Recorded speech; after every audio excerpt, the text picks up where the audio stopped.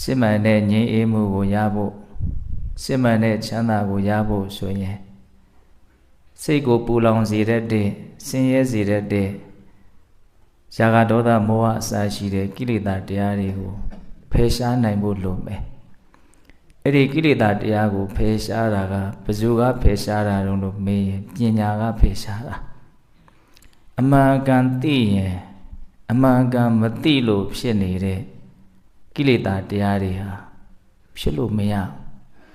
ကိလေသာမဖြစ်လို့ရှိရင်ဒီစိတ်ကဆင်းရဲလို့မရဘူးပူလောင်လို့မရဘုန်းကြီးတို့စိတ်တွေဆင်းရဲကြတယ်ပင်ပန်းကြတယ်ပူလောင်ကြတယ်နော်တတောင့်တတမရှိဘူးလေးပင်နေတာမျိုးကြည်ကြည်လေးလေးမရှိဘူးနောက်ကျနေတာမျိုးနေတာထိုင်တာမရှိဘူးပင်ပန်းနေတာမျိုးတွေဟာဒီစိတ်ထဲမှာကိလေသာတစ်မျိုးမျိုးဝင်ပြီးတော့ပူးနေလို့ဖြစ်နေလို့စိတ်ကအဲ့ဒီခံစားချက်ကိုရနေတာတော့စိတ်ချမ်းသာခြင်းနဲ့ဆိုရင်စိတ်ကိုဆင်းရဲစေတဲ့အရာကိုဖယ်ရမယ်စိတ်ငြိမ်းအေးစေခြင်းနဲ့ဆိုရင်စိတ်ကိုပူလောင်စေတဲ့အရာကိုဖယ်ရမယ်တော့စိတ်ကိုဆင်းရဲစေတဲ့စိတ်ကိုပူလောင်စေတဲ့အရာဖယ်ရတော့ဆိုတော့လောဘဒေါသမောဟအစရှိတဲ့ကိလေသာတရားတွေပဲအဲ့ဒီကိလေသာတရားတွေကဘာကြောင့်ဖြစ်နေတာတုံးလို့မေးရင်အဝိဇ္ဇာဆိုတဲ့မှားယွင်းမှုကြောင့်ဖြစ်တာဒါကြောင့်မြတ်စွာဘုရားကအဝိဇ္ဇာဘိက္ခဝေပုပ္ပင်္ဂမအကုသလနာဓမ္မနာတမပတ္တိယမကောင်းမှုအကုသိုလ်တွေစိတ်ကိုပူလောင်အောင်ဆင်းရဲအောင်နှိပ်စက်တဲ့အကုသိုလ်တွေကိလေသာတွေဆိုတာမတိမှုအဝိဇ္ဇာကခေါင်းဆောင်မယ်လို့ဟောတယ်အဝိဇ္ဇာမဖြစ်ဘဲနဲ့ကျန်တဲ့ကိလေသာတွေဖြစ်လို့မရကျန်တဲ့ကိလေသာတွေမဖြစ်ရင်လည်းစိတ်ကပူလောင်စရာဆင်းရဲစရာအကြောင်းမရှိဘူးအဲ့တော့ဘုန်းကြီးတို့စိတ်ချမ်းသာခြင်းနဲ့စိတ်ငြိမ်းအေးခြင်းနဲ့ဆိုရင်ဘာလို့ရမလဲဆိုတော့မသိတာကိုဖယ်ဖို့ပဲမသိတာကိုဘလို့ဖယ်မလို့ဆိုတော့သိမှုဖြစ်အောင်လုပ်တဲ့နည်းနဲ့ပဲမသိတာကိုဖယ်လို့ရတယ်နော်ဆိုရပါစို့ဘုန်းကြီးတို့အမှောင်ကိုဘာနဲ့ဖယ်မလဲအလင်းနဲ့ဖယ်မယ်အမှောင်နဲ့အလင်းဟာအလွန်ပေးစရာကောင်းတဲ့ဥပမာအလင်းမရောက်မချင်းဒီအမှောင်ဟာဘလို့မှဖယ်လို့မရမှောင်းနေတယ်ဟုတ်တယ်မဟုတ်လားနော်အလင်းကလွဲလို့အမှောင်ကိုဖယ်ရှားနိုင်တဲ့အရာဘယ်ရာမှမရှိဘူးအဲ့ဒါလိုပဲပညာကလွဲလို့မသိမှုအဝိဇ္ဇာကိုဖယ်နိုင်တဲ့အရာမရှိဘူးမသိမှုအဝိဇ္ဇာဖြစ်ပြီဆိုရင်ကျန်တဲ့ကိလေသာတွေဟာအကြောင်းအလျော်စွာဖြစ်လာလိမ့်မယ်ကျန်တဲ့ကိလေသာတွေဖြစ်ပြီဆိုရင်ဖြစ်သလောက်အဲ့ဒီကိလေသာတွေရဲ့နော်ဆိုးသွမ်းမှုမှားယွင်းမှုဒါတွေကြီးရင်ကြီးသလောက်ဒီစိတ်ဟာဆင်းရဲလိမ့်မယ်ပင်ပန်းလိမ့်မယ်ပူလောင်ရလိမ့်မယ်ဒီကြောင်းကျိုးဆက်ဖြစ်စဉ်လေးကိုဘုန်းကြီးတို့ကောင်းကောင်းသဘောပေါက်ရမယ်ငါစိတ်ဘာလို့ဆင်းရဲနေတာတော့ဘာလို့ပူလောင်နေတာလို့ဘာလို့မသက်မသာဖြစ်နေရတာတော့ကိလေသာဖြစ်လို့ကိလေသာဘာကြောင့်ဖြစ်တာတော့မသိလို့အဲ့ဒါလို့ဆိုရင်ဘုန်းကြီးတို့အလွန်တန်ဖိုးကြီးတဲ့တန်ဖိုးဖြတ်လို့မရတဲ့အမှန်တရားကိုမြင်ရရောက်တယ်လို့ဘုန်းကြီးကတော့အဲ့လိုပြောခြင်းတယ်အသိဉာဏ်ပညာဟာမသိမှုကိုဖယ်ရှားမယ်မသိမှုမဖြစ်ရင်ကျန်တဲ့ကိလေသာမဖြစ်ဘူးကိလေသာမဖြစ်ရင်ဆင်းရဲစရာပင်ပန်းစရာပူလောင်စရာအကြောင်းမရှိဘူးဒီနည်းနဲ့ဘုန်းကြီးတို့တွေဟာဆင်းရဲချုပ်ရစီကိုရှေ့ရှုပြီးတော့သွားကြရမှာအဲ့တော့ပညာကတကယ်တမ်းဘုန်းကြီးတို့ရဲ့ပူလောင်ကြောင်းပင်ပန်းကြောင်းကိုတတ်တာဖယ်ရှားတာသို့တော့အဲ့ဒီလောက်အစွမ်းထက်တဲ့ပညာဘယ်လိုဖြစ်ပေါ်လာနိုင်သလဲအဲ့ဒါကြတော့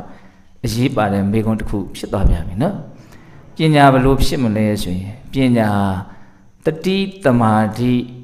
ကိုအခြေခံပြီးတော့မှဖြစ်တယ်ပညာရဲ့အနိကဆုံးအကြောင်းတရားဟာတမာတိပဲစိတ်ကလေးငြိမ်နေဆိုလို့ရှိရင် तू အမှန်သိဖို့အတွက် तू လမ်းပွင့်နေပြီစိတ်လှုပ်ရှားလို့မရဘူးစိတ်ငြိမ်သက်ဖို့လိုတယ်စိတ်ပြန့်လွင့်လို့မရဘူးစိတ်စူးစီးမှုရှိဖို့လိုမယ်အဲ့ဒါပါလေတမာတိအဲ့ဒီတမာတိကိုဘုန်းကြီးတို့ဘယ်လိုရအောင်လုပ်မလဲဆိုတော့တတိတွေရှင်းနောက်ဆက်နေအောင်ဘုန်းကြီးတို့ကြိုးစားရမယ်တတိပြီးတတိဖြစ်နေအောင်လုပ်ရင်တမာတိဖြစ်လာလိမ့်မယ်တမာတိဖြစ်လာရင်ပညာဖြစ်ထွန်းလာလိမ့်မယ်ပညာဖြစ်ထွန်းလာရင်ဆင်းရဲတာတွေပူလောင်တာတွေပင်ပန်းတာတွေဟိုဖြစ်စေတတ်တဲ့ကိလေသာတရားကိုဖယ်နိုင်လိမ့်မယ်အဲ့တော့ဘုန်းကြီးတို့ကအခုဘာလုပ်နေတာတုံးလို့မင်းအဲ့ဒီတတိကိုထူထောင်နေတာ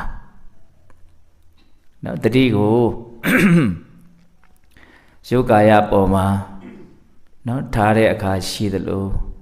ခံစားမှုတွေအပေါ်မှာထားတာလည်းရှိတယ်ရုပ်နာရဲ့အပေါ်မှာ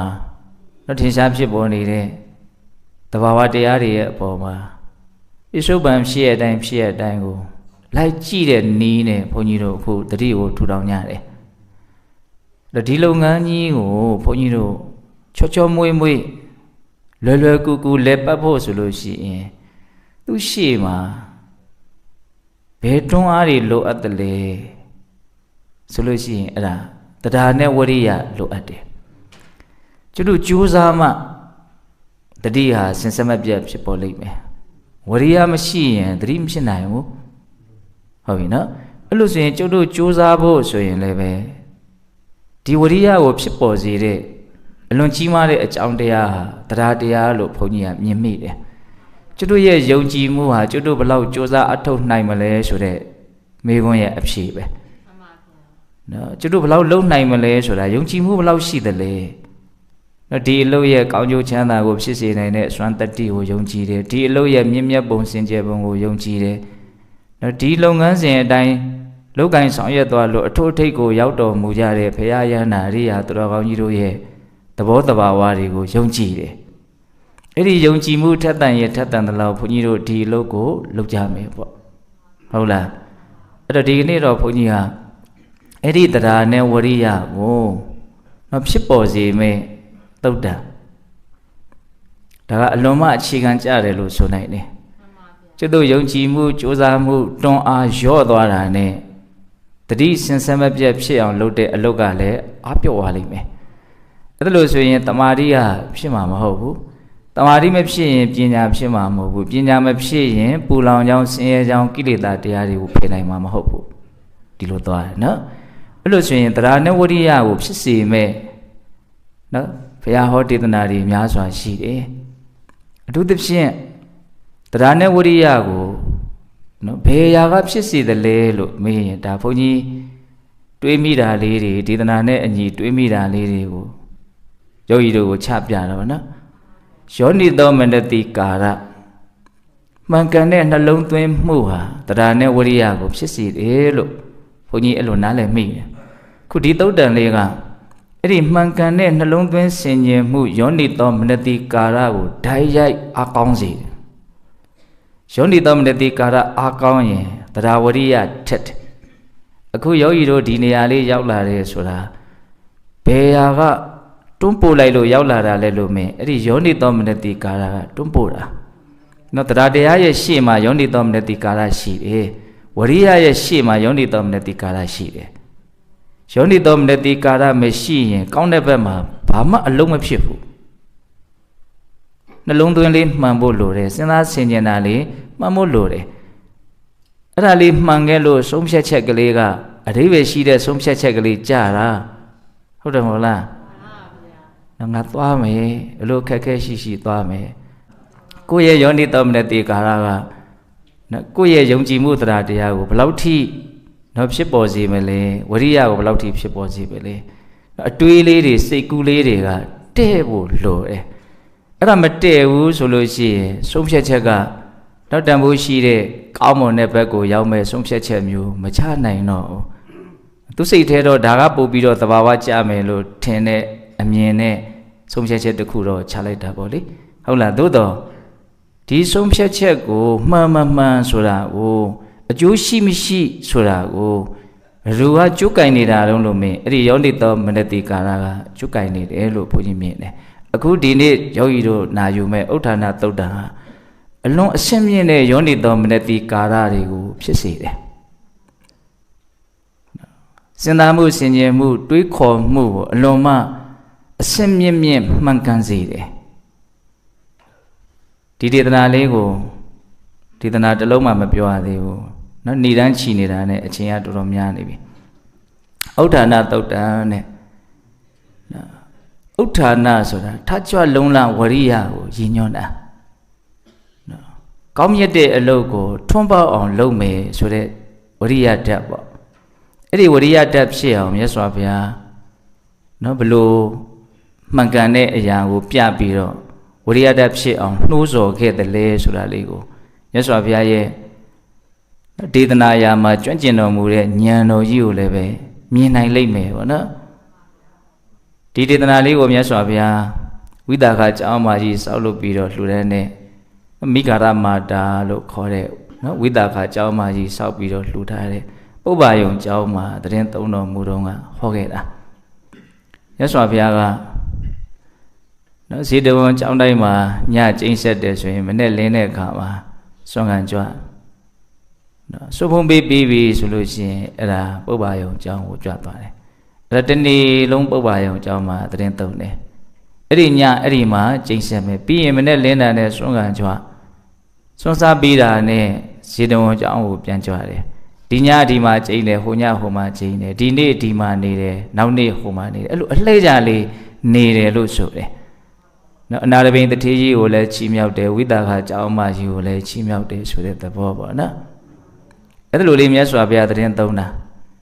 ဒါဒီသုတ်တံဟောမဲ့နေ့မှာတော့မြတ်စွာဘုရားပုဗ္ဗာယုံကျောင်းမှာတရင်သုံးနေတယ်အဲ့ဒါကျောင်းမကြီးကပြတ်သက်လေးတွေပေါက်ထားတဲ့အဆောင်လေးတွေ900တောင်ရှိတယ်နော်အဲ့ဒါရဟန်းတော်တွေအကုန်လုံးအဲ့ဒီထဲမှာအပြည့်ရှိတယ်အဲ့ဒီနေ့မှာတော့ယဟန်တော်လေးတွေကယဟန်ပြုသစ္စာလေးတွေသိပ်ပြီးတော့မကြသေးဘူးအဲ့ဒါဆုံးခံပြန်ကြောလာဆုံးဖုံးပေးပြီးတော့သူတို့နေ့လည်နေခင်းအဲ့ဒီကျောင်းလေးတွေထဲမှာအိပ်ရှက်ကြတယ်ပေါ့နော်အဲ့ရနိုးလာတဲ့အခါကျတော့နော်ယဟန်တော်တွေစုရနေရနော်ဓမ္မယုံလိုကျေပြတ်တဲ့နေရာမှာစုမိကြပြီးတော့နော်အချင်းချင်းဒီနေ့ငါပစုအိမ်ကဆုံးခံခဲ့တာဘာတွေရခဲ့တာလမ်းမှာဘာတွေတွေ့ကြတာဘာဖြစ်တယ်ညာဖြစ်တယ်အရေးမရအဖတ်မရစကားတွေကိုပြောတာအဲ့လိုပြောတဲ့အခါမှာသူတို့ရဲ့အတန်က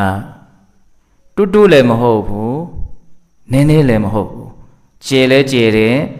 များလဲများတယ်နော်အဲ့ဒီအတန်တွေကိုမြတ်စွာဘုရားကြားတဲ့အခါမှာမြတ်စွာဘုရားအော်ဒီယဟန်နေနော်ဘုရားရှင်ကိုတော်မြတ်ကြီးနဲ့အတူတူနေနေတာတောင်ဒီလိုမိမိရော့ရော့ပေါ့ပေါ့ဆာဆာနေနိုင်ကြတယ်စိတ်ထဲမှာအဲ့လိုလေးတွေးပြီးတော့ရှင်မာမောက္ကလံကိုတောင့်တတဲ့စိတ်မြတ်စွာဘုရားဖြစ်တယ်ရှင်မာမောက္ကလံကိုအဲ့ဒီယဟန်လေးတွေထိတ်လန့်သွားအောင်လှုပ်စေခြင်းလို့ရှင်မာမောက္ကလံကိုလာစေခြင်းတဲ့စိတ်ကလေးမြတ်စွာဘုရားတန်တမှာဖြစ်တယ်အဲ့ဒါကိုရှင်မာမောက္ကလံကသူ့ရဲ့စိတ်နဲ့သိပြီးတော့ချက်ချင်းပဲမြတ်စွာဘုရားကိုရောက်လာတယ်ရောက်လာတော့မြတ်စွာဘုရားကစိတ္တမောက္ကလံဒီယဟန်လေးတွေကိုမင်းထိတ်လန့်စေလောသင်ရဲ့အစွမ်းနဲ့ဒီယဟန်လေးတွေကိုထိတ်လန့်စေလောအဲ့တော့ရှင်မောက္ကလံကကောင်းလာပါပြီမြတ်စွာဘုရားဆိုပြီးတော့အပုကတိုင်းဝင်စားရေ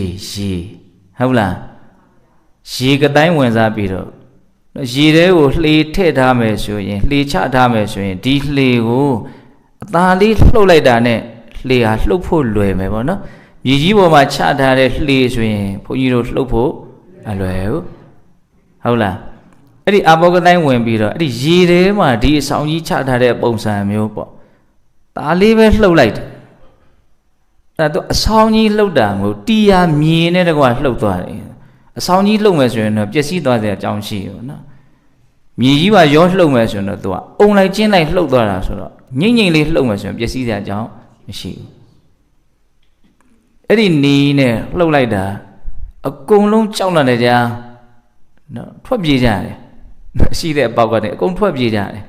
အဲ့ဒါမြတ်စွာဘုရားကလည်းအဲ့ဒီထွက်ပြေးလာတဲ့ယဟန်လေးတွေကိုမြင်အောင်တကူတော်နဲ့ကျောင်းပေါက်ထဲကိုဝင်သွားတဲ့ပုံလေးပြလိုက်တယ်ဟာအဲ့မှာမြတ်စွာဘုရားရှိတဲ့နေရာမြင်သွားတော့ဘုရားရှိတဲ့နေရာအကုန်ရောက်လာကြတယ်အဲ့ဒီရောက်လာတဲ့အခါမှာမြတ်စွာဘုရားကိုမေးကြတာပေါ့မြတ်စွာဘုရားကျောင်းကိုဘယ်သူလှုပ်လိုက်တာလဲနတ်ကပဲလှုပ်သလားဘလူးကပဲလှုပ်သလားပေါ့လေအဲ့ဒီမှာမြတ်စွာဘုရားယဟန်လေးတွေကိုယဟန်တို့သင်တို့မေ့လျော့နေတဲ့အတွက်ကြောင့်ရှင်မမောက္ကလံကိုငါထိတ်လန့်စေအောင်လှုပ်ခိုင်းလိုက်တာဥမ္မလေးလေးပဲမြတ်စွာဘုရားပြောတယ်အဲ့ဒီမှာမေ့လျော့စွာနေကြတဲ့အဲ့ဒီယဟန်လေးတွေကိုအကုန်လုံးစုစည်းပြီးတော့မြတ်စွာဘုရားကဒီဥဋ္ဌာဏသုတ်တံကိုဟောတာဥဋ္ဌာဏသုတ်တံမှာလည်းပဲဂါထာကမများဘူး၄ပုဒ်ထဲဟိုတုန်းကအမြဲမပြတ်ရွတ်ဆိုတင်သောဂါထာ၈ပုဒ်ဆိုပြီးတော့မနေ့ကဟောခဲ့တဲ့ ပတ္တိကာရတသုတ်တံလာဂါထာ၄ပုဒ်ရဲ့ခုပြောမယ်ဥဒ္ဒနာသုတ်တံမှာလာတဲ့ဂါထာ၄ပုဒ်ရဲ့ပေါင်းပြီးတော့နာယီဝက်လောက်အချိန်လေးအတွင်းမှာဘုန်းကြီးပြောထားတာလေးရှိတယ်အခုကြံတဲ့အချိန်မှာအဲ့ဒီဂါထာ၄ပုဒ်ကိုပြောရမယ်ပေါ့နော်ဂါထာ၄ပုဒ်မှာသူကခုနကပြောခဲ့တဲ့ယောနိသောမနတိကာရတရားဝရိယတရားအထုတ်လို့မှုကိုထက်သန်စေမဲ့တရားဝရိယထက်သန်စေမဲ့တွေးပုံတွေးနည်းမြင်ပုံမြင်နည်းတကယ်တမ်းကဘုန်းကြီးတို့ရဲ့စိတ်ကဘဝရဲ့အကြောင်းကိုမှန်မှန်ကန်ကန်မသိလို့မမြင်လို့သာဒီဘဝဒုက္ခတွေကလွတ်မြောက်ကြောင်းအလုပ်ကိုစွန့်စွန့်တမန်မလုပ်ကြတာမြင်မယ်ဆိုရင်မြင်စရာအမှန်တရားကရှိပြီးသားကျွတ်တို့မမြင်တတ်တာမြင်တတ်တော့လည်းပဲမေ့လျော့မှုနဲ့မြင်မကြည့်တာအခုအဲ့ဒါမြင်ကြည့်ရမယ်ဟုတ်လားဘုန်းကြီးကစဉ်းစားကြည့်တယ်ဒါဘုရားသာဟောမထားဘူးဆိုရင်ကိုယ့်ရဲ့ဉာဏ်စွမ်းနဲ့တော့ထိုးထွင်းပြီးတော့မြင်တတ်စရာအကြောင်းမရှိဘူးလို့အဲ့ဒါမြတ်စွာဘုရားပထမဂါထာလေးဘယ်လိုဟောတော့ဥဒ္ဓထနိတိရထကောအထောသူပိတေနဟောအတုရာနေကြီးကာဏိတာတန်လဝိဒါနာရုပ္ပတံဥဒ္ဓထထကြကုန်လောနိတိရထထိုင်ကြကုန်လောကောအထောသူပိတေနဟောသင်တို့ဟာအိပ်ဆက်နေခြင်းအဖြစ်အဘယ်ကျိုးရှိပါအနည်းအတုရာနေကြီးကာဏိတာတန်လဝိဒါနာရုပ္ပတံမြားမှန်ခံရတဲ့သားကောင်လို့ဖောက်ပြန်တုံလှုပ်ပြီးတော့နေကြတဲ့အလွန်ပင်ပန်းတဲ့စိတ်ရှိကြတဲ့သင်တို့အတွက်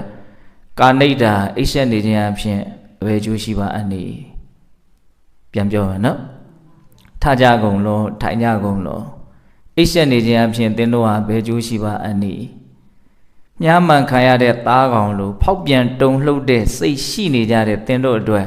အိပ်ဆက်နေခြင်းအဖြစ်ဘယ်ကျိုးရှိပါအနည်းနော်ဒီကိုဒုက္ခငြိမ်းမှုစစ်မှန်တဲ့ချမ်းသာကိုရဖို့အတွက်ဒီအလုပ်ကိုလုပ်တဲ့နေရာမှာမြတ်စွာဘုရားကမအိပ်မနေကိုလှုပ်စေခြင်းတဲ့သဘောနော်ဥဒ္ဓထနိတိရထထကြထိုင်ညထိုင်တဲ့ဣရိယာပုဂ္ဂလေးကနော်ကြာရှည်စွာသူကချမ်းချမ်းသာသာနော်နေနိုင်တဲ့သဘောလေးရှိတဲ့အတွက်ကြောင့်တရားဘာဝနာကြိုးစားတဲ့အခါမှာထိုင်ပြီးတော့ပဲလုပ်ကြတာများတယ်ပေါ့ဒါကြောင့်မြတ်စွာဘုရားထကြကုန်လို့ထိုင်ကြကုန်လို့နော်အိပ်ဆက်နေခြင်းအဖြစ်သင်တို့ကဘယ်ကျိုးရှိပါအနည်းဟုတ်တယ်နော်အိပ်နေတာဟာလောကုတ္တရာအကျိုးကျေးဇူးကိုမပြောနဲ့လောကီအကျိုးကျေးဇူးတောင်မရှိဘူးနော်အိပ်ဆက်နေခြင်းဟာဘာမှအကျိုးရှိတဲ့အနေအထားတစ်ခုမဟုတ်ဘူးဒါကြောင့်တချို့ဒေသနာတွေမှာမြတ်စွာဘုရားကအိပ်ဆက်ခြင်းကိုဘဝရဲ့မြုံနေတဲ့အချိန်လို့အဲ့လိုဟောတယ်မြုံတယ်ဆိုတာဘာမှတိုးပွားလာတာမရှိဘူးဒါပေမဲ့ဘုန်းကြီးတို့ခန္ဓာကိုယ်ကြီးရဲ့သဘောတဘာဝကအိပ်ခြင်းကတော့သူကမဖြစ်မနေလိုအပ်တယ်ဟုတ်လားအိပ်ခြင်းကလိုအပ်တယ်ဘယ်အိပ်လို့ရှိရင်ကျန်းမာရေးဟာပျက်စီးနိုင်တယ်ဟုတ်လားသို့တော့လိုအပ်တဲ့လောက်ကလေးဘုန်းကြီးတို့အိပ်ပြီးတော့ကျန်တဲ့ချိန်တွေမှာတကယ်ထက်သန်တဲ့လုံလဝရိယနဲ့ကြိုးစားရမယ်ဒီအိတ်ချင်းနဲ့ပတ်သက်ပြီးတော့လည်းပဲနောက်ဂါထာလေးရောက်တော့ဘုန်းကြီးနည်းနည်းပြောမယ်အခုဒီဂါထာလေးမှာမြတ်စွာဘုရားကထကြထိုင်ကြအိတ်နေခြင်းအပြင်သင်တို့ဟာဘာအကျိုးမှမရှိဘူးမြားမှန်ခံရတဲ့သားကောင်တို့သင်တို့ရဲ့စိတ်နှလုံးဟာဖောက်ပြန်တုန်လှုပ်နေကြတယ်ဆင်းရဲနေကြတယ်ချမ်းသာနေတာမဟုတ်ဘူးပင်ပန်းနေကြတယ်တတ်တာနေတာမဟုတ်ဘူးဒါကြောင့်ကိုပင်ပန်းမှုကနေနောက်တတ်တာမှုစီကိုရအောင်ကိုယ်တိုင်ပဲကြိုးစားရမယ်ဆင်းရဲမှုကနေချမ်းသာမှုစီကိုရအောင်ကိုယ်တိုင်ပဲကြိုးစားရမယ်အဲ့ဒါမြတ်စွာဘုရားကြိုးစားခိုင်းတဲ့နေရာမှာအဲ့ဒီအကြောင်းပြချက်အဲ့ဒီအမှန်တရားလေးကိုထောက်ပြတာကိုဘုန်းကြီးတို့သတိထားမိရမယ်နော်ဘာကြောင့်တရားအထုတ်တဲ့လဲဆိုရင်အခုလောလောဆယ်ကိုဘုန်းကြီးတို့ရဲ့စိတ်ဟာအစဉ်ပြေးမနေလို့အစဉ်ပြေအောင်လုပ်ရတယ်ဆိုတဲ့အမြင်လေးဘုန်းကြီးကရှင်းရှင်းလင်းလင်းရသိခြင်းတာဘုန်းကြီးတို့ဘုထုဇဉ်တွေရဲ့စိတ်ဟာအစဉ်ပြေးနေတာမဟုတ်ဘူးတကယ်တမ်းကကိုကမပြေတဲ့ပုံသဏ္ဍာန်ကြီးနဲ့မပြေတဲ့အနေအထားကြီးနဲ့အနေကကြာခဲ့ပြီလေခေါရိုးကျိုးနေပြီအသားကျနေပြီကိုကကိုမပြေလို့မပြေမှလည်းမသိဘူးတော်တော်ကြီးကိုထူးထူးခြားခြားလွန်လွန်ကဲကဲမပြေပြီဆိုတော့မှငါစိတ်ကအရှင်မပြေဘူးလို့သိတာများသောအားဖြင့်တော့ ပူရပြီလောင်ရပြီငိုရပြီယိုရပြီဆိုတော့မှစိတ်ဆင်းရဲလိုက်တာလို့အောက်မေ့မိကြတာတကယ်တမ်းကအဲ့ဒီအခြေအနေမရောက်သေးခင်မှာလည်းပဲစိတ်ဆင်းရဲမှုအသေးစားလေးတွေကတော့ဖြစ်နေတာပါပဲနော်အဲ့ဒါကိုမြတ်စွာဘုရားကဘာနဲ့ဥမာပေးတော့မြန်းမှန်ခံရတဲ့သားကောင်မျက်စိထဲမှာမြင်ကြည့်ပေါ့နော်မျက်ခင်းပြင်မှာလူလိမ့်မုတ်ဆိုးပြစ်လိုက်တဲ့မြားနော်ဒီသားကောင်လေးဟာဘလောက်ဆင်းရဲမလဲပင်ပန်းနေမလဲဖြက်ဖြက်လူနေမလဲအဲ့လိုပဲဘုန်းကြီးတို့ရဲ့စိတ်ဟာလည်းပဲမြန်းမှန်ခံရတဲ့သားကောင်လို့နော်ကိလေသာမြားညောင်းရှုဝင်နေတာရှိ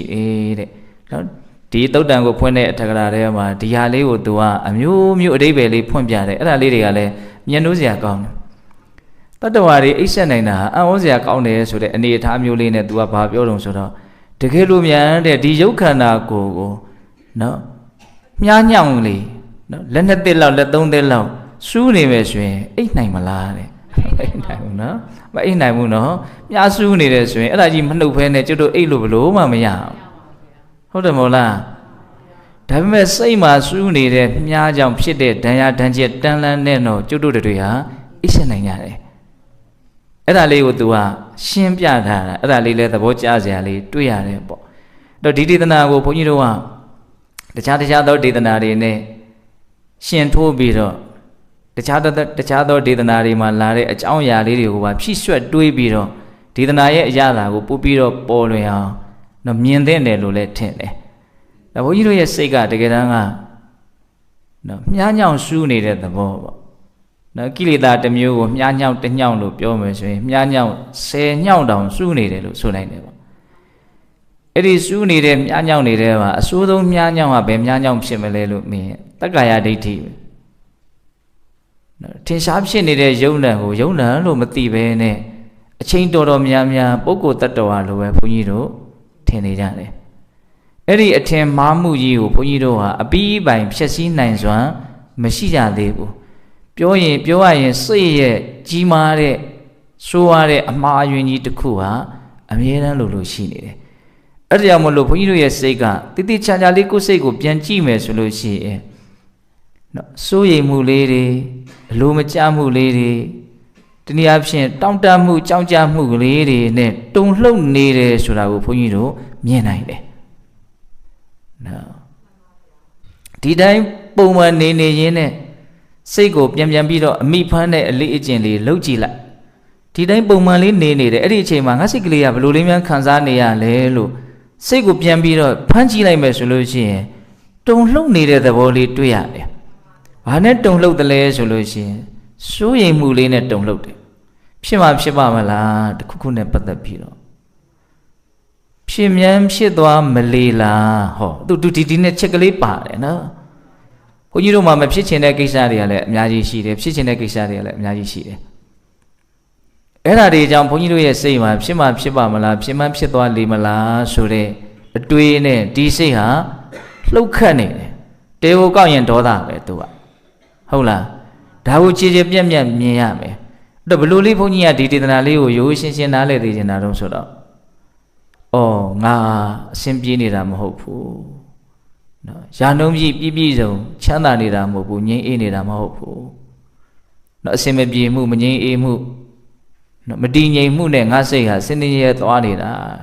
ငါရဲ့အခြေအနေဟာတကယ်စင်စစ်စိတ်ချလက်ချအေးဆေးဆေးနေရမယ့်အခြေအနေတခု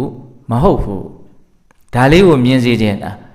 နော်ဒီစိတ်ကလေးကိုငြိမ်းအေးသွားအောင်ချမ်းသာသွားအောင်ကောင်းမွန်သွားအောင်လည်းဘယ်သူမှလုပ်ပေးလို့လည်းရတာမဟုတ်ဘူးကိုယ်တိုင်နီးမှန်လမ်းမှန်လုံးမှရမှာလုံးလို့မရဘူးတော့မဟုတ်ဘူးလုံးလို့ရတယ်သို့တော့ကျွတ်တို့ဟာအကြောင်းမျိုးကြောင့်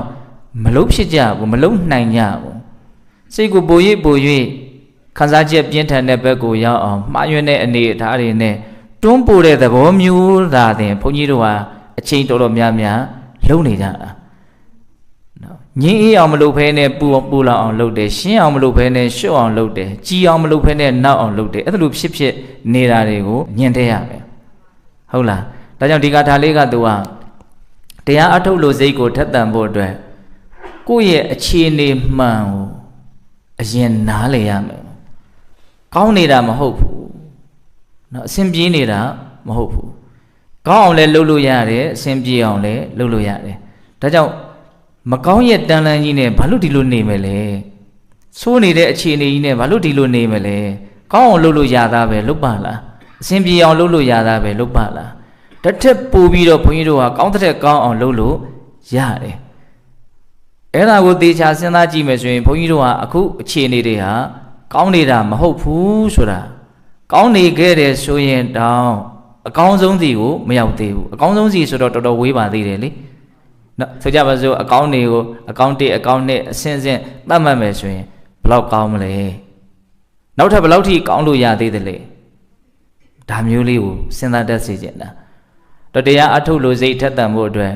ကိုယ်စိတ်ရဲ့ဒီအခြေအနေမှန်ကိုကိုဟာမြင်ရမယ်ကိုယ်စိတ်ရဲ့အခြေအနေမှန်ကတော့ရေဘူးရသဘောပြောရမယ်ဆိုရင်ရသော်ဘုရားပေးတဲ့ဥမာတော့မသက်မသာပဲနော်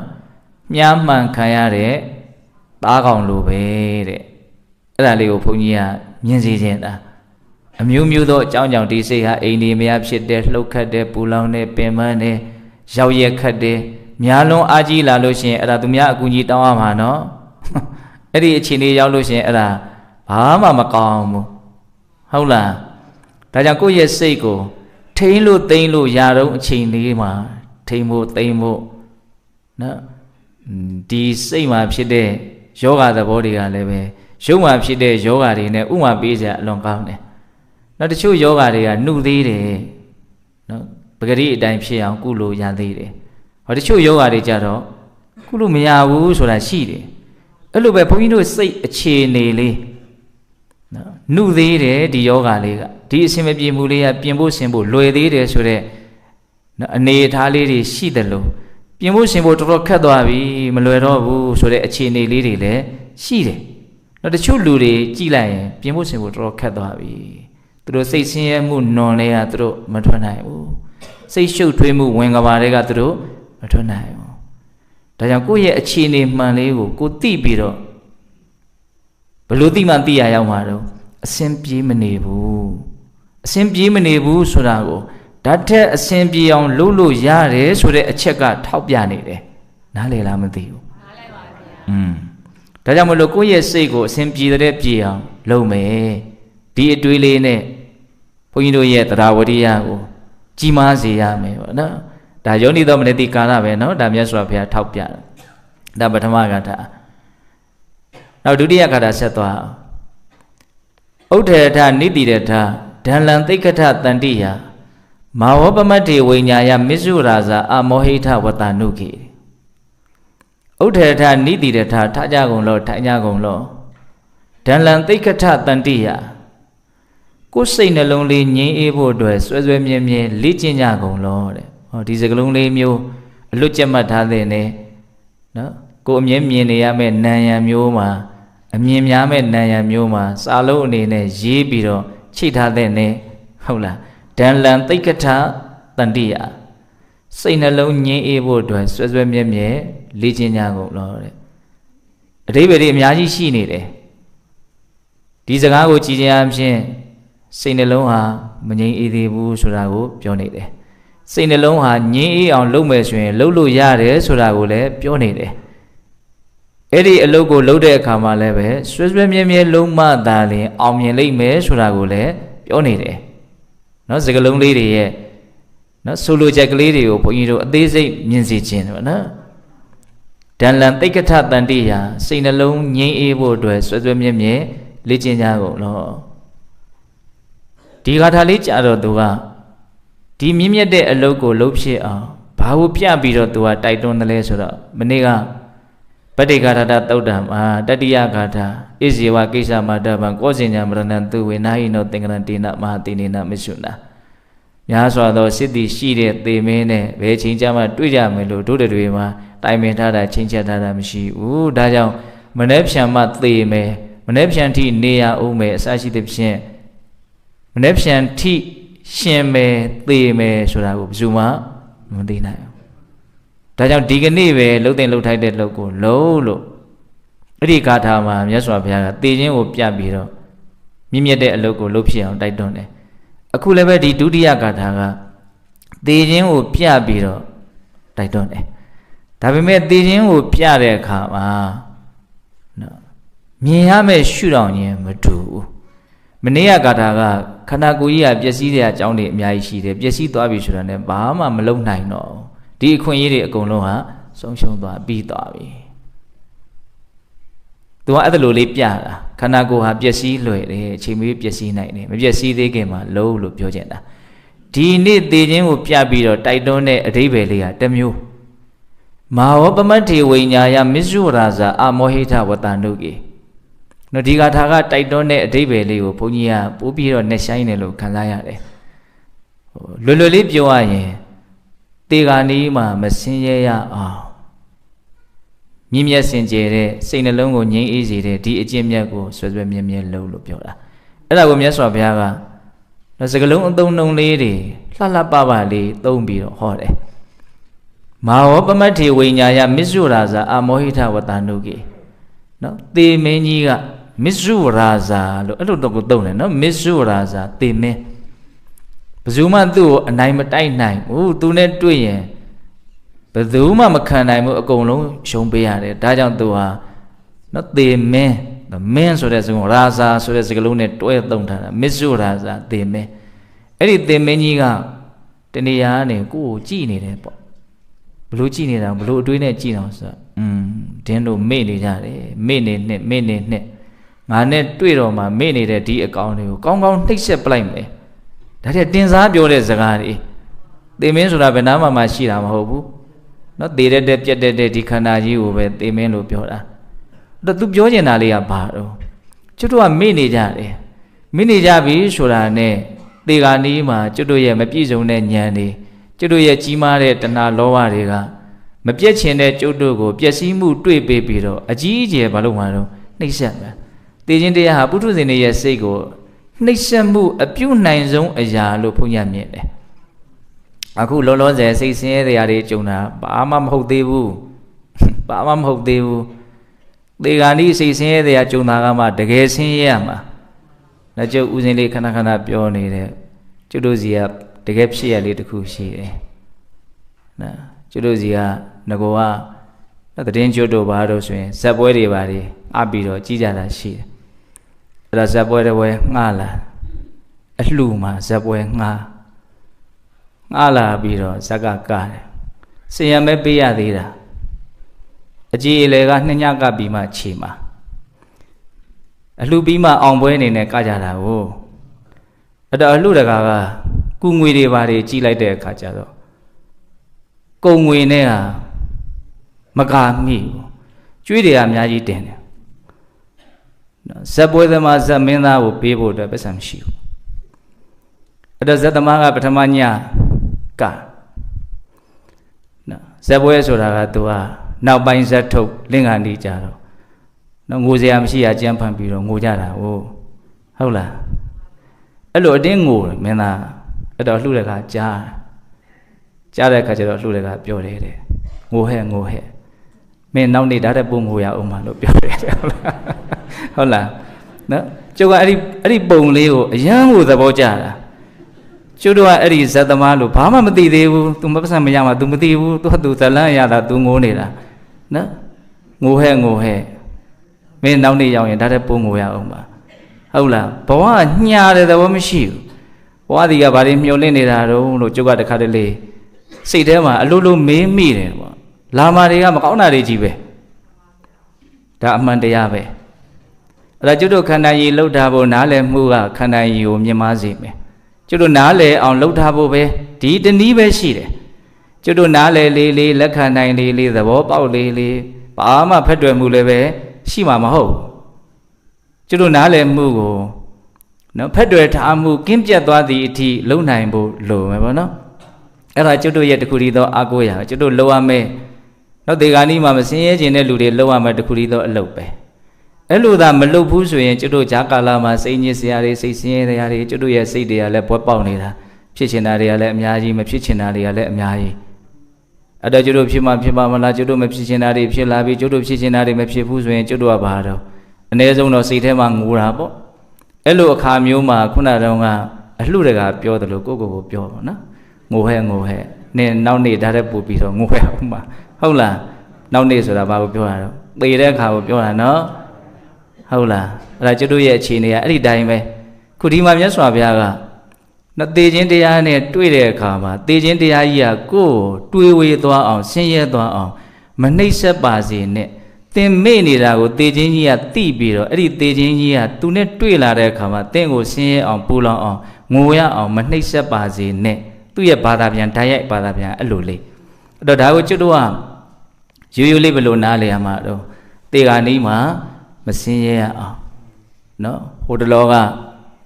ဘေးတရားစခန်းပွဲတုန်းကလည်းမသိပါဘူးဘုန်းကြီးတရားကောင်းစဉ်လေးပေးပြီးတော့ပြောထားတာပျက်စီးချိန်မှာမငိုရလေအောင်အဲ့ဒီခေါင်းစဉ်လေးဟုတ်လားလူငယ်တွေတချို့အဲ့ဒီတရားလေးတော်တော်လေးလူငယ်တွေကြားထဲကိုရောက်တာကိုတွေ့ရတယ်ပျက်စီးချိန်မှာမငိုရလေအောင်ဆိုအခုလည်းပဲမြတ်စွာဘုရားဘဝမှာဘုန်းကြီးတို့အမျက်နှိုးဆုံးအရာဘုန်းကြီးတို့ရဲ့ဘဝမှာအဲ့ဒါသေခြင်းတရားကဘုန်းကြီးတို့အမျက်နှိုးဆုံးအရာကိုဖျက်ဆီးမှာအဲ့ဒီချိန်မှာဘုန်းကြီးတို့ရဲ့မျက်နှိုးမှုကမလျှော့နိုင်ဘူးနောက်ဆုံးမပေးနိုင်ဘူးဆိုရင်ဘုန်းကြီးတို့ဟာအကြီးအကျယ်ဆင်းရဲရလိမ့်မယ်ပင်ပန်းရလိမ့်မယ်ဒါပဲအဖြေကဘာမှရှုပ်ရှုပ်ထွေးထွေးကြီးတော့လည်းမဟုတ်ဘူးကိုကပျက်စီးမဲ့အရာကိုမိုက်တိမိုက်ကန်ဖတ်တွေ့ထားတာဒါပဲပျက်စီးမဲ့အရာလို့လဲကြိုးပြီးတော့ကျွတ်တော့အများကြီးနားလဲအောင်လဲလုပ်မထားဘူးတော့စောစောတောင်ဘုန်းကြီးစဉ်းစားမိသေးတယ်နော်ခဏပါဆိုတဲ့အတွေးလေးကလောဘကိုအများကြီးညှော်နေစေတယ်ကျွတ်တို့ရဲ့စိတ်ထဲကမတိမတာထာဝရသဘောမျိုးအနေနဲ့ဘဝကိုစွဲနေတာရှိတယ်ပြက်မယ်ဆိုတဲ့အနာသက်ပါကိုမပါဘူးရဲ့တကယ်စိတ်ရဲ့အနေထားကိုယ့်ကိုမိအောင်ဖမ်းကြည့်လိုက်နောက်ကိုယ့်ကိုဘယ်တော့မှပြက်မယ်မသိဘူးဆိုပြီးတော့တခါမသိဘူးဆိုတာနဲ့ပဲအဆုံးသတ်ထားပြီးတော့ဘာလေးကသူကမှားမှားယွင်းယွင်းပါလာတော့ဆိုတော့အမြဲတမ်းဆိုတဲ့အမြင်လေးအမြင်မှားလေးအဲ့ဒီအမြင်မှားလေးကအများကြီးအန္တရာယ်ပေးနိုင်တယ်အဲ့မှာလောဘပိုးကြီးသွားတယ်သူကကျတို့ကအခိုက်အတန့်ပဲဆိုရင်ဒီလောက်ကြီးမစွဲဘူးရဲ့ဟုတ်လားဆိုကြပါစို့နောက်9ရက်လောက်နေရင်သေမယ်ဆိုကြပါစို့ကျွတ်တို့ဘဝဘလောက်အရေးကြီးတုံးဆိုဘလောက်မှသိအရေးမကြီးတော့ဘူးဖြစ်သွားတယ်မဟုတ်ဆို9ရက်ပဲကြံတော့တယ်ဟောစဉ်းစားကြည့်နော်အဲ့ဒါနိယာမသဘောလေးပဲတကယ်လို့9နှစ်ဆိုရင်ရော9ရက်ထက်တော့ပို့ပြီးတော့ဆွဲမယ်ပေါ့နော်ဟာဘလောက်ကိုကန့်သက်ချက်ကိုမပါဘူးကွာဆိုရင်ဟာအဲ့ဒါဒုက္ခပဲအဲ့ဒီဥစ္စာကလောဘကအတိုင်းအဆမရှိသွားမှာနော်ဒါကြောင့်မို့လို့ဘဝရဲ့ပျက်စီးရမယ့်ဒီအနေထားသေခြင်းတရားကိုလည်းကျွမ်းကျင်အောင်ဘုန်းကြီးတို့ဟာလှုပ်ထားဖို့လိုမယ်ပေါ့နော်ခုဒီမှာမြတ်စွာဘုရားကတေဂာနီးမှာတော့မဆင်းရဲရလေအောင်သေခြင်းတရားကြီးကကိုမေ့နေတာကိုသိပြီးတော့ဒင်းတို့တော့ငါနဲ့တွေ့မှာကောင်းကောင်းနှိပ်စက်လိုက်အောင်မယ်ဆိုတဲ့သဘောမျိုးနဲ့ကိုမနှိပ်စက်ပါစေနဲ့လို့အဲ့ဒါလိုလေးမြတ်စွာဘုရားပြောတာဟုတ်လားအဲ့တော့ကျွတ်တို့တရားအထုတ်လို့စိတ်ထက်သန်ဖို့အတွက်နော်တေဂာနီးမှာငါအစဉ်ပြေနိုင်မှာမလားစဉ်းစားရမယ်နော်ကောင်းတဲ့အဖြေကလေးရအောင်ကြိုတင်ပြီးတော့ပြင်ဆင်ရမယ်နော်ဘုန်းကြီးတို့ဘဝရဲ့အကြောင်းကိုသိအောင်နားလည်အောင်ဘာမှလုပ်မထားဘူးဆိုရင်ဘဝရဲ့ပုံမှာရစ်ပတ်နှောင်ဖွဲ့မှုလောဘဓာတ်ကအကြီးကျယ်ရှိမယ်အဲ့ဒီရစ်ပတ်နှောင်ဖွဲ့မှုလောဘဓာတ်ကြီးမားလေလေတေဂာနီးမှာဆင်းရဲလေလေပဲနော်တေဂာနီးမှာဆင်းရဲမှာလားနော်တေဂာနီးမှာမဆင်းရဲမှာလားဆိုတာဟာလောဘအကြီးအသေးပေါ်မှာပဲဥတည်လိမ့်မယ်အဲ့ဒီလောဘအကြီးအသေးကလည်းဘယ်ပေါ်မှာမူတည်မှာတော့ဆိုတော့ဘဝရဲ့တကယ့်အမှန်တရားဖြစ်တဲ့ဆင်းရဲခြင်းတဘာဝကိုဘလောက်မြင်တယ်လဲမမြင်ဘူးလဲဆိုတာပေါ်မှာပဲမူတည်လိမ့်မယ်ဒါကြောင့်အခုယောဂီတို့ဘုန်းကြီးတို့တွေစူးစမ်းနေကြတာအဓိကပန်းတိုင်ကနော်ဒီဘဝဖြစ်စဉ်တွေမြင်နေရတာတွေကြားနေရတာတွေစားတောက်နေရတာတွေတွေးထိနေရတာတွေတွေးကြံနေရတာတွေခံစားနေရတာတွေတွေးကြုံနေရတာတွေအကုန်လုံးကိုဒါဘဝလို့ပြောကြပါစို့ဒီဘဝရဲ့အပေါ်မှာအမြဲတမ်းသတိထားနေတယ်ဆိုတာဘာအတွက်သတိထားတာတော့လို့မင်းသူ့ရဲ့မကောင်းတဲ့ဒုက္ခသစ္စာသဘောကိုသိဖို့အတွက်သတိထားတာကျတို့ဒုက္ခသစ္စာသိရေးတည်အဓိကဥတည်ချက်ပဲဟုတ်တယ်မဟုတ်လားဒုက္ခသစ္စာကိုသိရင်သိသလောက်လောဘဓာတ်နေမယ်လောဘဓာတ်နေသလောက်ပျက်စီးတဲ့အချိန်မှာတတ်တာမယ်ဒါပဲဒါကရှုတော့တစ်မျိုးကနေပြောတာနော်ဂျာကာလမှာဘုန်းကြီးတို့ရဲ့ဒုက္ခသစ္စာကိုမြင်နိုင်စွာမြင်ရင်မြင်သလောက်လောဘနေမယ်လောဘနေရင်နေသလောက်မသိခင်မှာလည်းပဲလောဘနေရင်ရှင်းရနေတာပဲတကယ်ကသူကနိယာမကြီးဒါကြောင့်လောဘကိုဒုက္ခသမုဒယသစ္စာဒုက္ခဖြစ်ခြင်းရဲ့နော်အဓိကအကြောင်းတရားလို့ခေါ်တာကျွတ်တော့အဲ့ဒီအကြောင်းတရားကိုလျှော့ဖို့ကြိုးစားတာနော်ဒီသဘောလေးလောဘကိုလျှော့နိုင်ရင်ဒုက္ခရောက်မယ်လောဘကိုဖြတ်နိုင်ရင်ဒုက္ခပြတ်သွားမယ်ဒီထိကျွတ်တို့ဘာလို့ရမလို့ရည်မှန်းချက်ထားရမယ်မဖြတ်နိုင်သေးခင်မှာဒီလောဘကိုဘာလို့မလို့လျှော့ချမယ်ကျွတ်တို့ဓမ္မနေတာထိုင်တာရှိမယ်ဓမ္မတက်တောင့်တက်တာရှိမယ်ဓမ္မပေါ့ပေါ့ပါပါရှိမယ်ဒီလိုလေးလဲတွေးတတ်ဖို့လိုမယ်ပေါ့နော်ဒါကြောင့်ဒီဂါထာလေးကပေးတဲ့နော်အဓိကပန်းတိုင်ကနော်ဒီဘဝဖြစ်စဉ်တွေမြင်နေရတာတွေကြားနေရတာတွေတွေးကြုံနေရတာတွေအကုန်လုံးကိုဒါဘဝလို့ပြောကြပါစို့ဒီ နော်ယောနိသောမနတိကာရဖြစ်စေမဲ့မြတ်စွာဘုရားထောက်ပြတဲ့အမှန်တရားလေးကိုမြင်ရမယ်နော်ထားကြကုန်လောထိုင်ကြကုန်လောစိတ်နှလုံးလေးငြိမ်းအေးဖို့အတွက်ဆွဲဆွဲမြဲမြဲလေ့ကျင့်ကြကုန်လောသေခြင်းတရားကြီးကသင်တို့မေ့နေတာကိုသိပြီးတော့သေဂာနီးမှာတွေ့ဝေအောင်ဆင်းရဲအောင်မနှိမ့်ဆက်ပါစေနဲ့ဒီလိုလေးပြောတာဒီဂါထာရဲ့အဓိပ္ပာယ်နော်အဲ့လိုဆိုရင်ဘုန်းကြီးတို့တတိယဂါထာဆက်သွားကြမယ်တတိယဂါထာကဘယ်အမှန်တရားကိုထောက်ပြပြီးတော့တနည်းအားဖြင့်ဘယ်အကြောင်းအရာကိုမှန်မှန်ကန်ကန်တွေးတောဆင်ခြင်ပြီးတော့ယောနိသောမနတိကာရဖြစ်အောင်မြတ်စွာဘုရားတိုက်တွန်းမလဲယောနိသောမနတိကာရဖြစ်ရင်တရားဝရိယဖြစ်မယ်တရားဝရိယဖြစ်ရင်ဘုန်းကြီးတို့မြင့်မြတ်တဲ့လုပ်ငန်းဟာအလုပ်ဖြစ်မယ်ဒီတော့ပြောရနော်ယာယဒေဝမနုဿာသတိတာဒိဋ္ဌံတိအဋ္ဌိကာတရထေတံဝိတ္တိကခနောမဥပိစ္ဆကခဏတိတာဟိသောစန္တိနိရိယမိသမပိတာယာယဒေဝမနုဿာသတိတာဒိဋ္ဌံတိအဋ္ဌိကာလောကမှာတဲ့ဒေဝမနုဿဒေဝဆိုတာနတ်ပေါ့နော်အဲ့ဒါဗြဟ္မာဒေဝသူကထည့်ပြောတာပါမနုဿဆိုတာလူနော်အပေပုံသားတွေတော့စကားတဲ့သိပ်ပြီးတော့ထည့်မပြောတော့ဘူးသူတို့ကဘာမှဒုက္ခလွတ်ကြောင်းနီလန်းကောင်းကိုလုံနိုင်တဲ့စွမ်းအားသိနိုင်တဲ့စွမ်းအားသူတို့စိတ်မှာမရှိဘူးသူတို့ကတော့တနာစရာဖြစ်သွားတာပေါ့နော်ယာယဒေဝမနုဿာသတိတာဒိဋ္ဌံတိအဋ္ဌိကာနော်ဒါပေမဲ့တကယ်တမ်းကတော့သူတို့လည်းပါပါတယ်ဒီအခုဒေသနာတဲ့ပါနော်လူတွေနတ်တွေပြမာတွေခြားခြားသောတတ္တဝါတွေအကုန်လုံးတတ္တဝါမှန်တယ်များဟာနော်လူချင်းနဲ့ရချင်းနဲ့ဖြစ်ချင်းနဲ့ဆိုတဲ့လောဘကိုအမိပြုတ်ပြီးတော့ဖြစ်နေကြတာတဲ့နော်လောဘကိုအမိပြုတ်ပြီးတော့ဖြစ်နေတာခုကျတို့ရဲ့စိတ်ကလေးကဘဝရဲ့ဆင်းရဲတဲ့သဘောကိုမသိတိုင်းဘဝရဲ့ပုံမှာမမောတဲ့တဏှာလောဘကတွဲပြီးတော့ပါနေတယ်အဲ့ဒီတဏှာလောဘရဲ့မောင်းနှံအားနဲ့ကျွတ်တို့ဟာဒီဘဝအရှိန်ကုန်လို့ရက်တဲ့အချိန်မှာတဏှာလောဘရဲ့မောင်းနှံအားနဲ့နောက်ထပ်ဘဝတစ်ခုဆက်ပြီးတော့ပွားကြလိမ့်မယ်အဲ့ဒီနီးနဲ့မမောနိုင်မပန်းနိုင်ကျွတ်တို့လာခဲ့ကြတာဒီဘဝထဲမှာကောင်းမလားဆိုးမလားဆိုတဲ့အသေးစိတ်နော်အနေအထားလေးတွေကိုတော့ကျွတ်တို့ထားတဲ့စိတ်ထားလို့ဆိုတဲ့ကံတရားကပဲဝေဖန်လိုက်မယ်ကျွတ်တို့ရဲ့ဘဝတန်တရားခရီးဒုက္ခဆက်ဟာအဲ့ဒီနီးနဲ့လဲတာသူသွားတယ်လို့လည်းသုံးတယ်လဲတယ်လို့လည်းသုံးတယ်သွားတယ်ဆိုတာတော့မယမနာဖြစ်နေတာကိုရည်ညွှန်းတာပေါ့လဲတယ်ဆိုတာကတော့သူကရောက်ပြီးသားနေရာထထရောက်နေတယ်ဖြစ်ပြီးသားအရာတွေထထဖြစ်နေတာကိုကြည့်ပြီးတော့လဲတယ်လို့ပြောတာ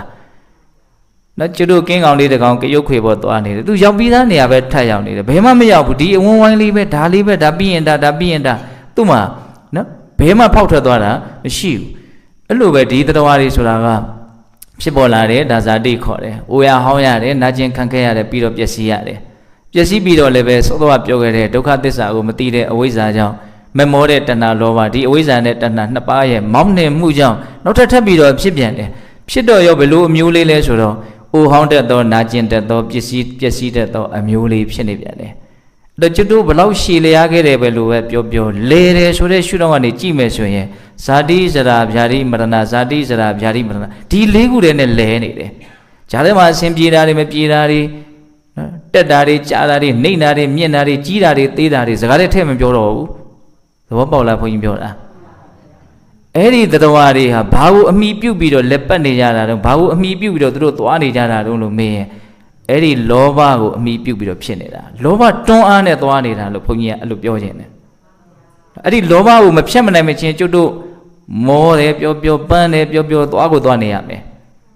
မရောက်ချင်ဘူးပြောလဲလဲနေမှာပဲဖြစ်နေမှာပဲသူကအဲ့ဒါမြတ်စွာဘုရားပွင့်လာတယ်ဆိုတာအဲ့ဒီဒုက္ခဆက်ကိုရက်တန့်ပေးဖို့မှန်ကန်တဲ့နိလန်းကိုပြသဖို့မြတ်စွာဘုရားပွင့်လာတာခုဒီမှာမြတ်စွာဘုရားယာယဒေဝမနုဿာသတိတာဒိဋ္ဌံတိအဋ္ဌိကာနော်လူတွေနတ်တွေတရားဝါတွေဟာတဲ့လူချင်းမှုလောဘကိုပဲမှီးပြီးတော့ဖြစ်နေကြတာအဲ့ဒီလောဘစွမ်းအားနဲ့ပဲသူတို့ဟာဘဝတန်တရားခရီးဒုက္ခခရီးကိုနှင်နေကြတာသူတို့ရဲ့ဒုက္ခဆက်ကြီးဟာလဲနေကြတာအဲ့ဒါကိုသူတို့လွန်အောင်ကူးကိုမကူးနိုင်ဘူးတဲ့ဟိုဘကန်းကိုရအောင်သူတို့မကူးနိုင်ဘူးအဲ့ဒီလောဘကနော်ဒစိမ့်စိမ့်စီးဆင်းနေတဲ့ရေအရင်နေလို့စီးဆင်းနေတယ်အဲ့ဒီထဲမှာဘုန်းကြီးတို့ဟာမျောနေတယ်နော်ဒါကြောင့်ဒီတဏှာလောဘကိုမြတ်စွာဘုရားကနော်ဩဃဆိုတာတော့ရေလှိုင်းကြီးတွေပေါ့အတဝဆိုတာတော့အမြဲတမ်းယိုစီးနေတယ်အမြဲတမ်းစီးဆင်းနေတယ် ဒီလိုလေးနားလည်သိခြင်းတယ်နော်ကာမကိုတတ်မဲ့တဲ့လောဘရှိတယ်ဘဝကိုတတ်မဲ့တဲ့လောဘရှိတယ်ယုံနာကိုပုဂ္ဂိုလ်တ attva လို့ထင်မှားတဲ့ဒိဋ္ဌိရှိတယ်သစ္စာ၄ပါးကိုမသိတဲ့အဝိဇ္ဇာရှိတယ်အဲ့ဒါအတောတရား၄ပါးအဲ့ဒါကိုဘုန်းကြီးတို့လွန်မြောက်အောင်မကူးနိုင်ဘူးဒီမှာတော့မြတ်စွာဘုရားလောဘတစ်ခုတည်းကိုပဲကွက်ပြီးတော့ပြောတယ်ယာယဒေဝမနုဿာစာတိတံဒိဋ္ဌံတိအဋ္ဌိကာတရထေတံဝိတ္တိကံဟောတရထေတံဝိတ္တိကံတကူလုံးမှာတဲ့အစိတ်တွေလိုပြန့်နှံ့နေတဲ့လောဘကိုပဲရည်ညွှန်းတာအဲ့ဒီလောဘရေအရင်ကိုလွန်မြောက်အောင်ကုခတ်ကြတယ်ဆိုလိုတာဒုက္ခဆက်ကိုလောဘကိုအပြီးပိုင်နော်ပယ်နှုတ်သောအဖြစ်ဖြတ်တောက်သောအဖြစ်ဒုက္ခဆက်ကိုရပ်အောင်လုပ်ကြလို့သူကပြောတာအဲ့ဒါကိုဥပမာတစ်မျိုးလေးနဲ့ပြောတာနော်တရထေတံဝိတ္တိကတကူလုံးမှာအစိတ်လိုပြန့်နေတဲ့လောဘဓာတ်ဒီရေအရင်ကိုလွန်မြောက်အောင်ကုခတ်ကြတယ်ဒီလိုကုခတ်နိုင်တဲ့အခွင့်အရေးလေးဟာအသိဉာဏ်ရှိတဲ့လူသားတစ်ယောက်ဖြစ်မှနတ်ဖြစ်ရင်လည်းရတယ်မြမဖြစ်ရင်လည်းရပါတယ်ဒါပေမဲ့ဘဝကောင်းလေးရယုံနဲ့ဒီလိုကုခတ်နိုင်တဲ့အခွင့်အရေးဟာမရသေးဘူးအခွင့်အရေးရတယ်လို့ပြောလို့မရသေးဘူးဘာလို့နေလဲဆိုတော့အဆုံးအမကောင်းမှန်ကန်တဲ့နီလန်းကိုပြသနိုင်တဲ့အဆုံးအမကောင်းပေါ့နော်အဲ့ဒါဘာလို့ဆိုတော့မြတ်စွာဘုရားပွင့်ပေါ်လာတဲ့အခြေအနေတစ်ခုပေါ့နော်ဒီအတိတုဉာဏ်တူကိုနော်ရပြီးတော့ဒီလိုအတိတုဉာဏ်တူမျိုးကိုရစေတတ်တဲ့နီလန်းကောင်းကိုစနစ်တကျပြည့်ပြည့်စုံစုံပြောပြနိုင်တာကလည်းသဗ္ဗညုတဉာဏ်ရှင်များမှတ်တာလင်ပြောပြနိုင်တာကိုဒါကြောင့်သဗ္ဗညုတဉာဏ်ရှင်များပွင့်ပေါ်တဲ့ခေတ်အခါကာလမှာအတိဉာဏ်ရှိတဲ့တရားဝါဖြစ်ဖို့လိုတယ်အဲ့ဒီနှစ်ခုတိုက်ဆိုင်မိတဲ့အနေအထားလေးကိုမြတ်စွာဘုရားခဏဒါအခွင့်အရေးပဲလို့သုံးတယ်ကျန်တာတွေကိုအခွင့်အရေးဆိုတဲ့စကားနဲ့မပြောပါဘူးကျန်တာတွေကအခွင့်အရေးလို့ပြောရလောက်အောင်ထိမကြီးကျယ်ဘူးမထိုက်တန်ဘူးကျွတ်တော့တခါလေးသုံးတာရှိရနော်ဟာဒါလေးကအခွင့်အရေးလေးဟာအမိယာဖတ်မှဟုတ်လားဒါကအပေါ်ယံပဲလေဟုတ်လားတကယ်အခွင့်အရေးအစ်စ်ကဘာလဲလို့မေးရင်သဗ္ဗညုတဉာဏ်ရှင်များပွင့်ပေါ်တဲ့အခါကာလမျိုးမှာကိုဟာအသိဉာဏ်နဲ့ပြည့်စုံတဲ့လူသားသို့မဟုတ်နတ်မြမဖြစ်နေဖို့လိုတယ်မြမတောင်အရူပမြမတွေအတင်ညတမြမတွေဆိုရင်အလုံးမဖြစ်ဘူးသဘောပေါက်လားဘုန်းကြီးပြောတာအဲ့ဒါမြတ်စွာဘုရားကအစိတ်လိုပြန့်နေတဲ့အမြဲတမ်းစီးဆင်းနေတဲ့ဒီတဏှာလောဘရေရင်ကိုလွန်မြောက်အောင်ကုခတ်ကြဒီအခွင့်အရေးလေးကိုဖြုံးမပြစ်နဲ့တဲ့နော်တရထေတံဝိတ္တိကံခနောမှာဥပိ္ပဇကအခွင့်အရေးကိုလွန်သွားအောင်မလုပ်လိုက်နဲ့ကျွတ်တို့ပြောကြတာရှိလေမသိသူကြော်သွားသိသူဖော်စားကြော်သွားတာဒီနာဘာရှိတယ်လို့ तू မသိဘူးအခုလည်းပဲကျွတ်တို့ကအခွင့်အရေးမှမသိတဲ့အခါကျတော့ကြော်သွားတာလွန်သွားတယ်လို့ဒီမှာတော့မြတ်စွာဘုရားသုံးတယ်ခနောမှာဥပိ္ပဇကအခွင့်အရေးကိုမလွန်စေနဲ့တဲ့တကယ်လို့အခွင့်အရေးကိုမသုံးလိုက်ရဘူးအချီးအနီးပဲဒီလိုပဲကုန်ခန်းသွားတယ်ပြီးပြောက်သွားတယ်ဆိုလို့ရှိရင်ဘာဖြစ်မလဲခဏတိတာဟိသောစန္တိအခွင့်အရေးကိုလွန်စေတဲ့ပုဂ္ဂိုလ်တွေဟာစိုးရင်ရလိမ့်မယ်ပင်ပန်းရလိမ့်မယ်နော်စိုးရင်ရလိမ့်မယ်ငိုရလိမ့်မယ်ဒီသဘောပြောတာနော်အဲ့ဒါကိုမြတ်စွာဘုရားဘယ်ထိထောက်ပြတုံးဆိုတော့ခဏတိတာဟိသောစန္တိနိရယံမိသမပိတာအခက်မသိရင်ငရဲတောင်ရောက်သွားနိုင်တယ်သူကတော့ဘဝတွေထဲမှာ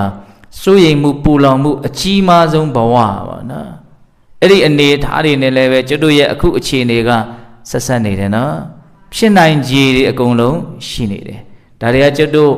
တွေးရမယ်မြင်ရမယ်အမှန်တရားတွေတနည်းအားဖြင့်ဒီအမှန်တရားတွေကိုမြင်ပြီးတော့ယောနိတောမနတိကာရဖြစ်အောင်ဘုန်းကြီးတို့ကြိုးစားရမယ်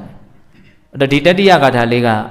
အခွင့်အရေးကိုပြပြီးတော့မြင့်မြတ်တဲ့အလုပ်ကိုလုပ်ဖြစ်အောင်တိုက်တွန်းထားတာလို့အကျဉ်းမြင့်ကောက်ချက်ဆွဲလို့မရဘူးလားရတယ်ပြန်ပြောမယ်နော်လူတွေနဲ့တွေတရားဝါတွေဟာနော်လောဘကိုအမိပြုတ်ပြီးတော့ဖြစ်နေကြတာလောဘကြောင့်ဖြစ်နေကြတာနော်အစိတ်လိုပြန့်နှံ့နေတဲ့စီးဆင်းနေတဲ့အဲ့ဒီလောဘမြစ်ကိုလွန်မြောက်အောင်ကုခတ်ကြအဲ့ဒီအခွင့်အရေးကိုမလွန်စေနဲ့အဲ့ဒီအခွင့်အရေးကိုလွန်စေမယ်ဆိုလို့ရှိရင်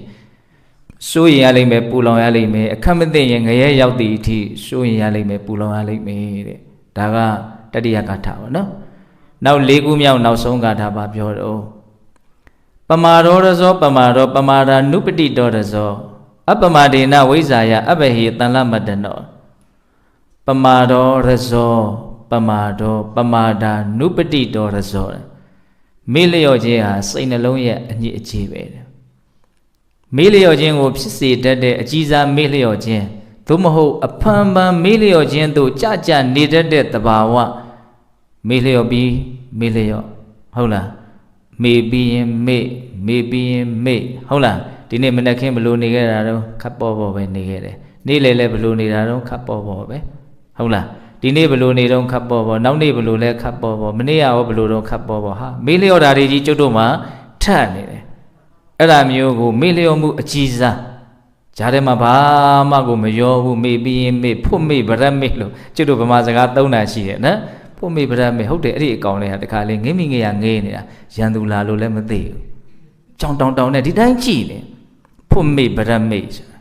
ဟုတ်လားကျုပ်တို့ရဲ့စိတ်တွေကလည်းတခါတလေကျုပ်တို့ရဲ့စိတ်ကူးတဲ့တိမိထင်ရအတွေ့တွေနဲ့ကျုပ်တို့ကောင်းမဲ့ထင်တာတွေနဲ့ကျုပ်တို့မှာတော့ဇရာကွက်တွေချဇလန်းတွေအမျိုးမျိုးဖန်တီးစိတ်ကူးရင်ထဲမှာဘာဖြစ်နေတော့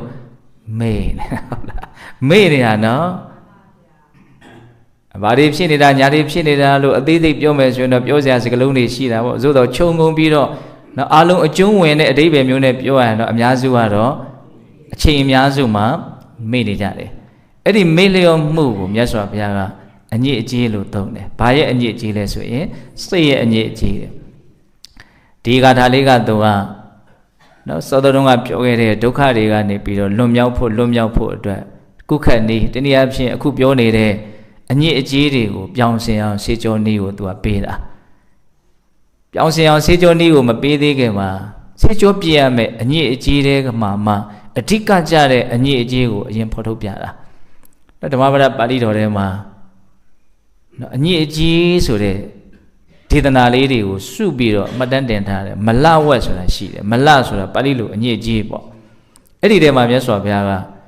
အကုသိုလ်တွေဟာအညစ်အကြေးတွေပဲပေါ့စိတ်ရဲ့အညစ်အကြေးတွေပဲအဲ့ဒီအညစ်အကြေးတွေကအညစ်အကြေးတွေထဲမှာနော်အကုသိုလ်ဆိုတာအများကြီးရှိတာနော်လိုချင်တာလည်းအညစ်အကြေးမာနကြီးတာလည်းအညစ်အကြေးမနာလိုတာလည်းအညစ်အကြေးမကောင်းတဲ့စိတ်ဓာတ်တွေမှန်တယ်များဟာအညစ်အကြေးတွေကြီးပဲအဲ့ဒီအညစ်အကြေးတွေကအညစ်အကြေးတွေမှာအဝိဇ္ဇာပရမမလံမတိမှုဟာအဆိုးဆုံးအညစ်အကြေးလို့အဲ့ဒီမှာမြတ်စွာဘုရားဟောတယ်ဟောဆိုနောက်ထပ်လာမှာမို့လို့အခုဒီဒေသနာမှာတော့မြတ်စွာဘုရားအဆိုးဆုံးလို့တော့မသုံးဘူးသူကစောစောကအဝိဇ္ဇာကြတော့ပရမဆိုတဲ့စကားလုံးလေးထည့်ပြီးတော့သုံးတယ်သူအဆိုးဆုံးအညစ်အကြေးပဲဒီပမာဒကြတော့သူကအဲ့လိုတော့အဆိုးဆုံးဆိုတဲ့စကားလုံးတော့မပါဘူးပမာရောရဇောပမာဒောပမာဒာနုပတိတောရဇောမေ့လျော့ခြင်းသည်အညစ်အကြေးရဇဆိုတာသူ့ရဲ့ဓာတ်ရိုက်အဓိပ္ပာယ်ကမြူလို့အဓိပ္ပာယ်ရတယ်အခုဘုန်းကြီးတို့